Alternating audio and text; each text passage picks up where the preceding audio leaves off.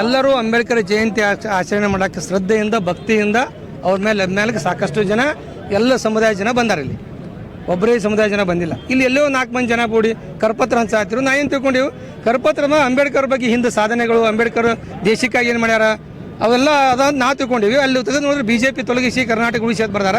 ನಾವು ಹೇಳಿದೆವು ಇದು ಒಳ್ಳೇದಲ್ಲ, ಇದು ಅಂಬೇಡ್ಕರ್ ಒಂದೇ ಸಮುದಾಯ ಸೀಮಿತದಲ್ಲ. ಮತ್ತು ಇವರು ಅವ್ರ ಜಯಂತಿ ದಿವಸ ಯಾಕೆ ಮಾಡ್ತೀರಿ ನೀವು? ಅವ್ರ ಬಗ್ಗೆ ಅಭಿಮಾನ ಇದ್ರೆ ಅವ್ರ ಬಗ್ಗೆ ಬರೀರಿ. ನೀವು ಪಾರ್ಟಿ ವೈಸ್ ಮಾಡೋದು ಇಲ್ಲಿ ಒಳ್ಳೇದಲ್ಲ ಅಂತ ನಾವು ಹೇಳಿದೆವು. ಅದೇ ದೊಡ್ಡ ಮಾತು. BJP ಅವ್ರನ್ನ ಏನು ಮಾಡಿದ್ರೆ ತೋರಿಸಿ ಅಂತ. BJP ಅವರು ಏನು ಮಾಡ್ಯಾರ, ಬಿಜಾಪುರ ನಗರಕ್ಕೆ ಬಸವನಗೌಡರು ಏನು ಮಾಡ್ಯಾರ ಅಂತೇಳಿ ಇಡೀ ಜಗಜ್ಜಾಗಿರೋದ. ಅವ್ರ ಮುಂದೆ ನಾವು ಹೇಳೋದು ಬೇಕಾಗಿಲ್ಲ. ಎಲ್ಲ TV ಅವ್ರಿಗೆ ಗೊತ್ತು, ಎಲ್ಲರಿಗೂ ಗೊತ್ತು. ಇದು ಮಾಡೋದು ಒಳ್ಳೇದಲ್ಲ ಅಂತ ಹೇಳ್ತೇವೆ ಅಷ್ಟೇ. Thank you.